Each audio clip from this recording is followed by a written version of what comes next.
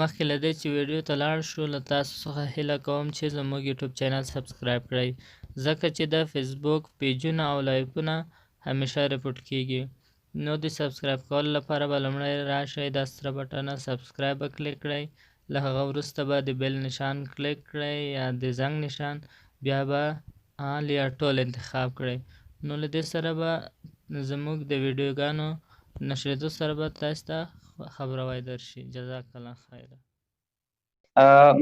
وطن ګوند د مهرباني وکړه د مایک خلاص ک سټډیو ته ښه راغلی وطن ګوند مننه ډیره سلامونه ټولو ته خدای دې وکړي چې ټول جوړ روغ صحتمند اوسئ موضوع رښتیا ډیره ښه موضوع ده زه به تسلن دغه پکې ورکړم نظر د موږ په ملکو کې د اسلام نه صحیح تعریف شوی نه ده او چې تاسو د وایي چې سیاست باید موږ د هغه نه زده کړو د دین نه تاسو باید هغه موږ ته تشریح کړئ تاسو چې ځان د اسلام په اصطلاح سره ټیکهداران بولئ تاسو خلکو ته تر اوسه تاسو هیڅ یعنی ما د ورور خبرې واورېدې د ورور په خبرو کې درې شو هغه اولای د کفارو نه ورکړه چې کفارو د اسلام په باره کې دغه شی لیکلی دي یا د جنگ په باره کې ورکړه چې موږ قسمي جنگ کړله یعنی موږ د خپل د ځان نه د اسلام په باره کې قطعا مطالعه نه لرو او غږم د چی شکو د دین کوو د اسلام د دین کوو چې موږ باید د اسلام په طریقه په ژوند سیاست موږ باید د اسلام په طریقه وکړو سره رقمي وکړو تاسو موږ ته راشئ ویښئ موږ ته تشریح کړئ موږ ته د تاسو هیڅ کوم یو مشر داسې را نغی داسې موږ ته ونه درېدله چې موږ د رقمي هغه غواړو اسلام د رقمي سیاست غواړو اسلامي سیاست دغسې ده موږ باید دغه لار ونیسو مثال صحیح سیاست دغه مالی هغه د سیاست په هغه کې اسلام کې د تاسو د خوا نه هیڅ داسې عملي ګام پورته شوی نه دی تر اوسه پورې دا 40 کاله دي چې موږ دغه شی د تاسو نه اورو اما هیڅ داسې عملي ګام موږ د تاسو نه لیدلی نه دی صرف تاسو په مشعار کې خو پاتې صرف هغه نه د دین نه تاسو یوه سیاسي وسیله جوړه کړې چې په هغه باندې تاسو سیاسي اهدافو ته ورسېږئ وطن ګوند زه یو پوښتنه درنه کوم دغه موجوده پارلمان چې د افغانستان په دې اوس نظام کې ده د دې پارلمان وظیفه څه شی ده ته ماته دا تشریح کولی شي چې دوی څه وظیفه لري فعلا د پارلمان څه ده وظیفه خو داسې ده چې هغه یعنې قوانین جوړوي دغه کار ده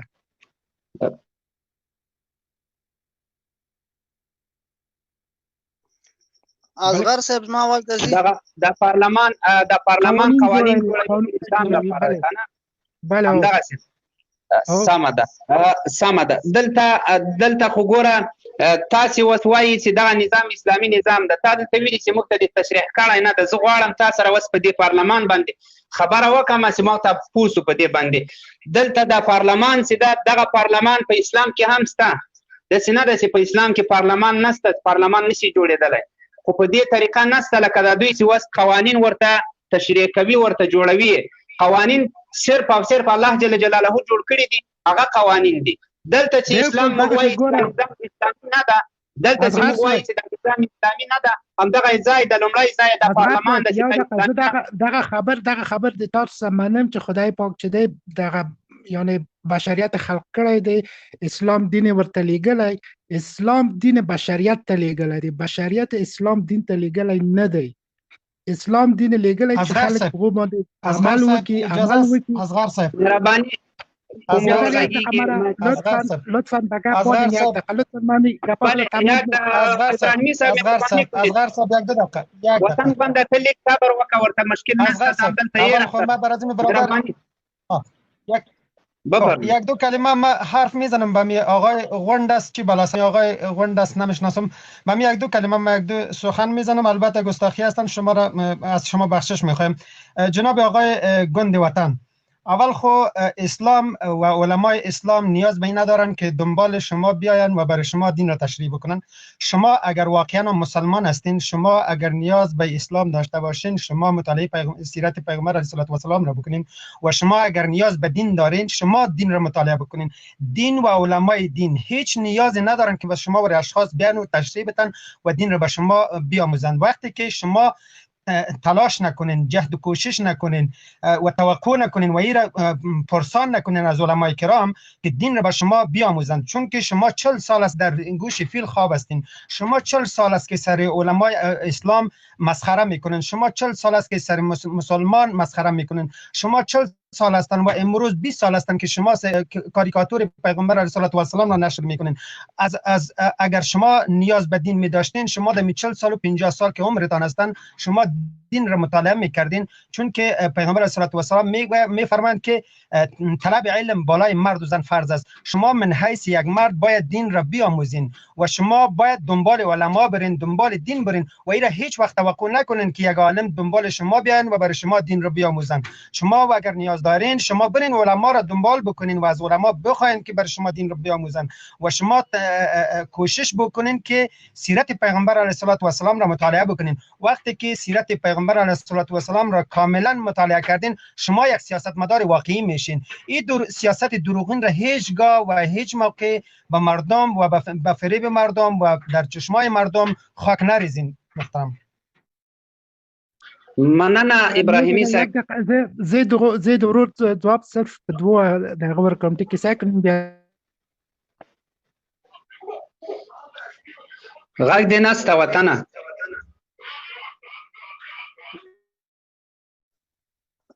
د فلم لګولې ده اصغر صاحب. غوښتنه مې دا ده چې کوم ملګري چې خبرې وکړي سټډیو کې باید دغه داسې مخالف ملګرو ته وخت ورکړي شي ترڅو راشي تاسو سره خبرې وکړي. نو زه د وطن ګوند ته دومره یو دوه خبرې کوم بیا څه سمه که ضرورت شو بیا به راشم لایف لاندې به یم.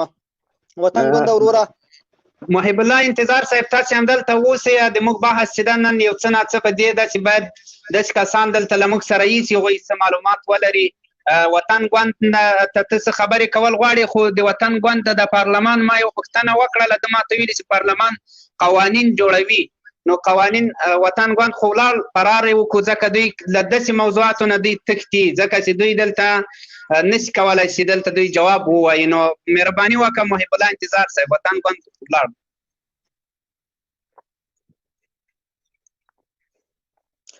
من اصغر صاحب محب الله انتظار صاحب مهرباني زما واز درځي. دوی دلته د دې څخه ویره لري. دلته یو اسلامي سیاست هغه دروغجن سیاست نشي کېدی. دلته یو اسلامي سیاست هغه د خلکو په اوږو بار سیاست نشي کېدی. هغه د خلکو د خوشحالولو لپاره یو سیاست دی. تاسې فکر وکړئ اصغر صاحب زموږ په هیواد کې چې څومره سیاست کې اوس تاسې دا د اشرف غني خبرې وګورئ.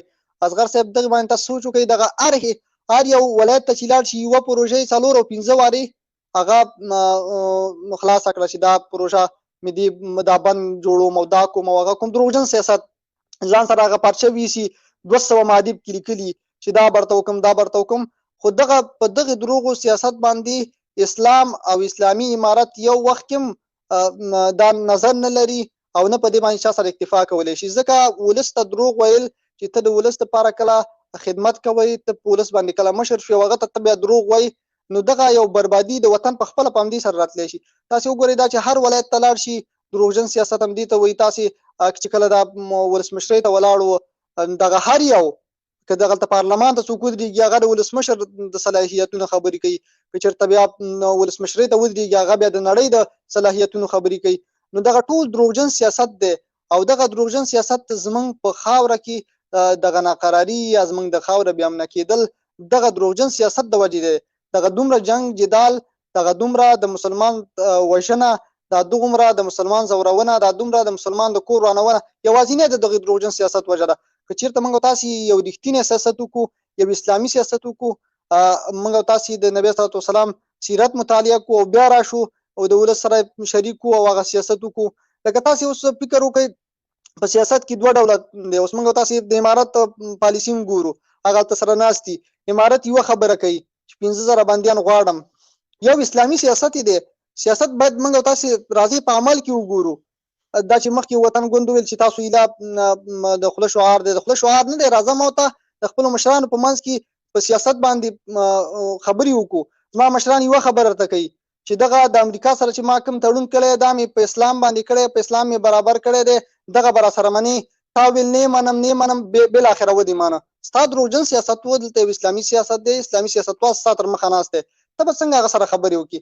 دویم کله چې په دغه دومره مذاکراتو کې چې د امریکا سره د دواویا ملکونو او دلته بیا څو ځای باندې دغه خلک ویشل شوي وو چې دا مشورې به شریکې دي. تاسې وګورئ هغو سره څه رقم یو توافقنامه امضا کړې ده چې ټول مسلمانان پرې فخر کوي د دې وطن نه د اشغال لمن په ټولېدو کړه. دا یوازینی اسلامي سیاست و.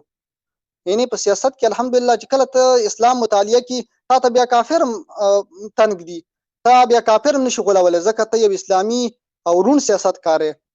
نو د رون سیاست یو څوک دي دا دغه نه کوي په اسلامي امارت باندې. تاسې دغلته مخامخ ګورئ دا د دروغجن سیاستونه نه دي او نه د اشرف غني او د نورو ټامیانو وعدې دي.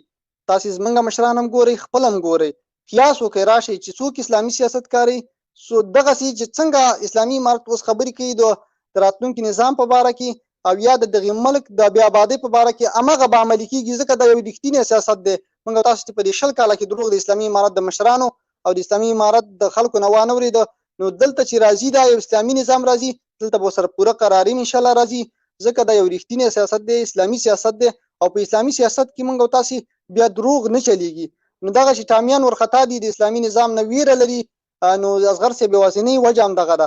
او ستاسو د الله په عمر کې برکت واچوي. ډېره ښایسته موضوع مو راوړې که تر سهاره پرې خبرې وشي هم کمه ده. ملګرو ته وخت ورکړئ. الله دې اجر درکړي.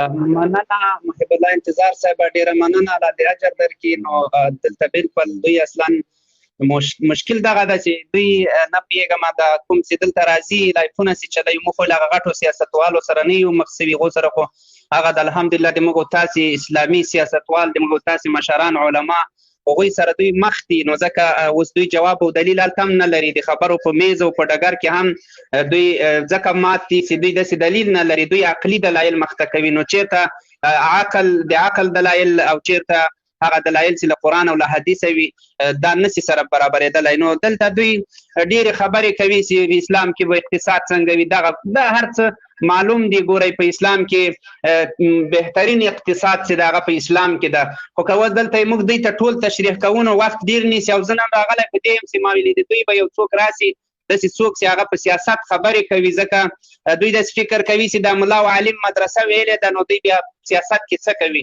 چې دلته اوس موږ فعلا دوی سره داسې بحث کړی وای چې معلوم شوي وای چې سیاست څنګه ده د اسلام سیاست. البته دا د غرب سیاست نه چې 2-3 ډمې راوباسه بهر ته د ګډېدا لپاره او څه وکړه او دغه وکړه دروغ ووایه شپه ورځ په دروغو سیاست وجه. اسلام سیاست په دروغو نه ده. د اسلام سیاست مستقیم او هغه سیاست داسې دروغ نسته، کذب نسته پکې. ډېره مننه. نو راځو دغه عبدالمتین ورور ته به راسو. عبدالمتین وروره ته د مایک خلاص کړه مهرباني. مننه مولوي صاحب، غره تا ته او انتظار صاحب ته د لایف لیدونکو کتونکو ته السلام علیکم ورحمت الله وبرکاتو. مولوي صاحب محترمه ډېره ښه موضوع دې راوړې وه. الحمدلله الله دې ستاسو دواړو په علمو کې نور هم زیاتوالی راولي او موږ ته د الله تعالی د عمل کولو توفیق راکړي. کم از کم هم که یو ورور نور نه پوهېږي باید دغه لایف ته راشي. دا اوس خو ما ته خو باور وکړه دومره خوند راکوي. زه خو وایم دا د انتظار صاحب خبره زه وایم چې تر سبا په دو باندې تاسو دواړه بحث وکړئ او زه درته غوږ ونیسم. که مې زده نه وي باید آواز دې بند سوم. عبدالمتین صاحب تاسې غږ اورئ؟ غږ نه راځي. عبدالمتین صاحب غږ دې بند سو. نه پوهېږم چې څه ستونزه ده. عبدالمتین صاحب غږ دې نه اورو. نو د ما په نظر په نیټ کې ستونزه پیدا سوه که څه مشکل فیکس سو. عبدالمتین صاحب که د موږ غږ اوري ستا غږ نسته زه به د یو وارې کوز کړمه بیا راسه سټوډیو ته انشاءالله اواز به دې سم سي. تر هغې پورې به موږ دغه بل ورور ته محترم یا سلطان صاحب ته به وقت ورکو. ابراهیمی صاحب که گپای شما را چیز شد پورا نشد شما به مهربانی کنید گپای شما را مکمل کنین باز میاییم به برادر محترم انجینر صاحب. خب تشکر آقای اصغر، خیلی ممنون. آقای اصغر، ما در خلاصه به جوانای ما خطاب ما همین است که باید به خاطر که اگر سیاست را مطالعه میکنن، اگر میخوان که یک سیاست مدار واقعی بشن، در اوایل سیاست، در اولش، در ابتداش او وای دلته غږ په غږ کې ورغی یار اصغر صاحب ستاسې مایک خلاص دی اصغر صاحب مایک مو خلاص دی نه پوهېږم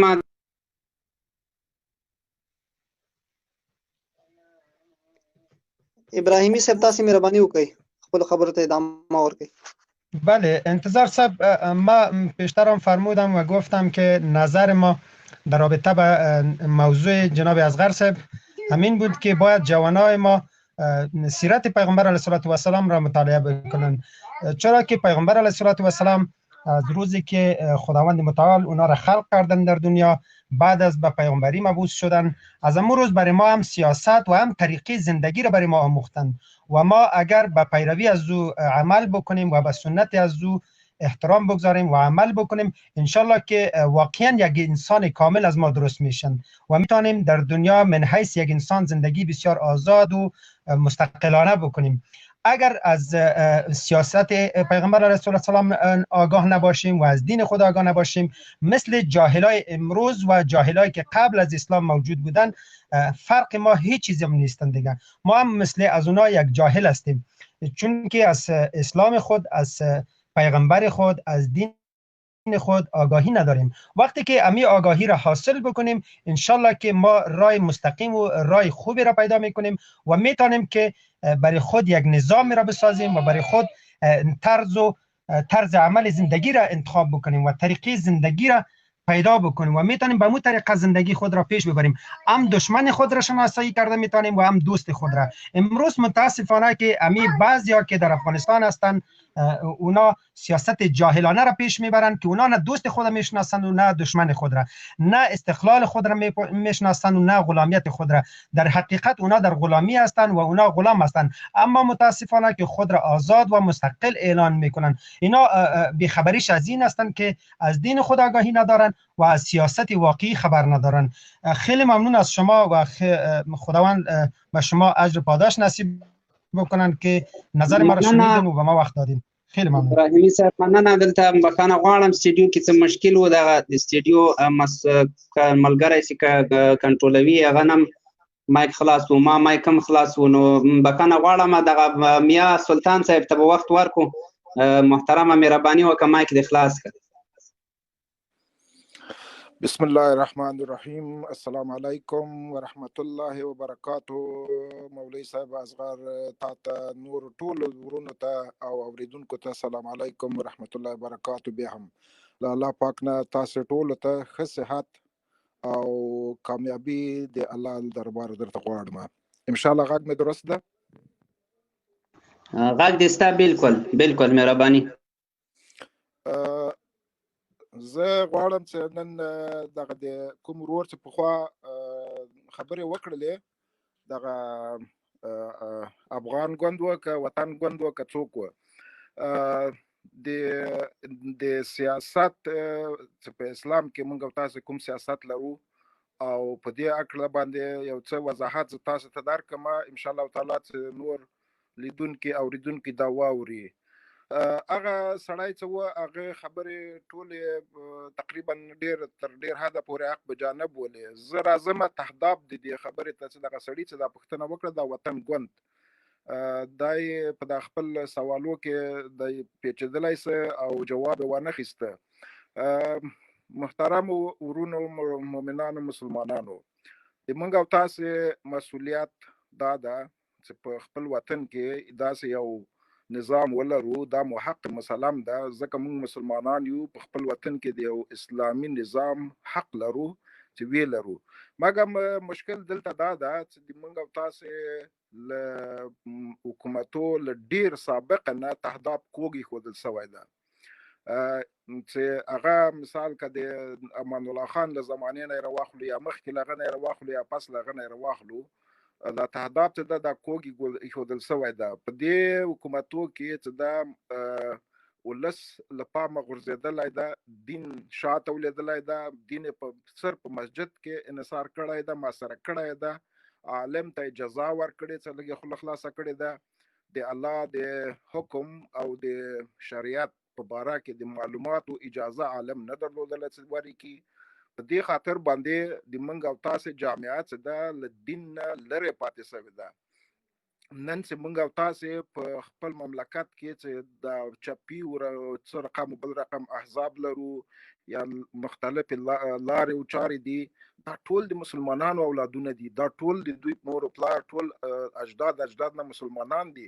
مګر نن چې دوی په بې راحت لري دي، دا د حکومتو قصور ده وروره، دا د ما وي تا قصور نه ده، نه دا د دغه د حکومتونه چې وله استبدادي وله او غیر اسلامي حکومتونه په موږ تاسې باندې راغلي دي چې هغوی حکم د الله نه ده جاري کړی، عالم یې دې ته نه ده مجبوره کړی چې ته حکم د الله د خلکو تر غوږو ورسوه او ته مجبور او مکلف یې چې د الله حکم او حلال او حرام به د خلکو تر غوږو رسوي، د ولس تر غوږو به رسوي او دوی به مجبوره کوي دې ته چې د الله حکم ومني په هغه صورت کې چې ته به مقنع یا قناعت کوونکي دغه دلایل د قرآن او حدیث نه خلکو ته بیان کړي. نو په دې خاطر باندې د موږ او تاسې جامعه چې ده له دین نه ډېره لږ پاتې شوې ده. لکه دا نن مثال ده، نن د موږ او تاسې بیخي ډېر تعداد ځوانان چې دي هغوی موسیقي، دمتوب او بیت الفحشا او دې شیانو ته ترقي وایي، پیشرفت وایي. نو په دې خاطر باندې اوس که چېرې عقل سلیم د دوی په کلا کې وایي، د دوی په عقیده کې دین وایي او د دوی په عقیده کې راستی وایي، د دوی په عقیده کې ایمان وایي او دوی ایمان درلودلی، دوی هیڅ وخت هم دغه لارې ته نه تلله. زه دا هغه چاته دا مثال ورکولی شم چې هغه دا کار نه کوي. مثال د خبرې په بې لاره نه ځي، حرام نه خوري، رشوت نه خوري، ظلم نه کوي، تعدا نه کوي. موږ تاسې د کلیوالي اصطلاح ده پوله نه وهي، ځکه د موږ تاسې په دین کې په دغه کې چې د پولې وهل څومره یو جرم ده په دین کې، دیني احکامو کې. په دې خاطر باندې د موږ او تاسې جامعه چې ده له دین نه لرې پاتې شوې او دا د ډېرو کلونو لرې پاتې شوې ده. تقریبا یو نسل یو نیم نسل د جامعه چې ده له دین نه لرې پاتې شوې. پس د جنګ د انګلیس نه د انګلستان نه چې انګلستان کوم وخت د موږ او تاسې نیکونو غوره نیکونو وښکله، پس له هغې نه انګلستانو دا تصمیم ونیوه چې په دې مملکت کې داسې نظامونه راسي چې هغه خلک بلې خواته بوځي، نه د دین خواته ته، چې هغوی تابعات د صحابه ونه کړي، د تابعینو ونه کړي، د تابعینو ونه کړي، هغوی خپل د ولس خپل الګو رسول الله صلی الله علیه وسلم ونه ګرځوي، د هغه اصحاب ونه ګرځوي، د هغه قانون قرآن او سنت ونه ګرځوي، بلکې دوی خپل قانون پیشرفت دوی خپل قانون او طبیعت سره برابر کی چې کوم چې ورته د انګلیس لخوا یا د نورو خوا نه راځي د حکومتو ته. نو په دې خاطر د موږ او تاسې شاید زه نه پوهېږم دلته به مشران وي، په یادېږي به یې چې د پلخشتي مسجد مولا ونیول سه، بندي سه، چې لږ یې په تبلیغ باندې خوله خلاصه کړله، لږ زره وضاحت ورکړه خلکو ته. د جمعې د ورځو په خطبو کې دغسې بیخي ډېر علما د موږ او تاسې ترې تم شول، د ظاهر خان په وخت کې، داود خان په وخت کې، بیا پس داود خان نه خو نو بیا د نور خلکو ملامت نه و، دوی خو نو بېل دغه دینو دغه نه منه، هغه تر دا نن زمانه پورې بغیر د دغه نه د امارت اسلامي نه چې 15 کاله په د افغانستان کې راغی. تاسې وګورئ، زه مثال درته راوړم، که سابقه نظامو دغسې حکم جاري کړی وای لکه د امارت په زمانه کې چې جاري سه چې سرې طلاوې به په مځکې باندې خرې کړې وې، چا لاس نه سو ور وړلی، په څه خاطر نه سو ور وړلی؟ ولې هغه غله هماغه غله وله، هماغه خلک ول په دغه لاره او په دغه سړک باندې تېرېدل، مګر لاس په څه خاطر نه ور وړ؟ په دې خاطر چې هلته حکم جاري کېده، په باندې حکم د اسلام په جاري کېده، شریعت په باندې امر کوه چې د لاس باید قطع سي، دی باید په خر باندې سپورې کې مخې ورته ورکړي، دا هغه احکام د اسلام په جاري کېدل. په دې خاطر موږ او تاسې دا یو مثال یو بیلګه راوړلی شو چې د امارت اسلامي په زمان کې ولې غلا نه وي، ولې د چا عزت نه لوټ کېده، ولې د چا په ناموس ته په کږه سترګه چا کتلی نه سو، ولې د خلکو دروازې خلاصې وې شپه ورځ، ولې په خلکو به له شرقه تر غربه د افغانستان به سفر به یې کوه، ښځې به یوازې تللې بدون له دغه نه په خامخا یو محرم خو به ورسره و، نو ځکه موږ تاسې په جامعه کې ښځه سفر یوازې نشي کولی.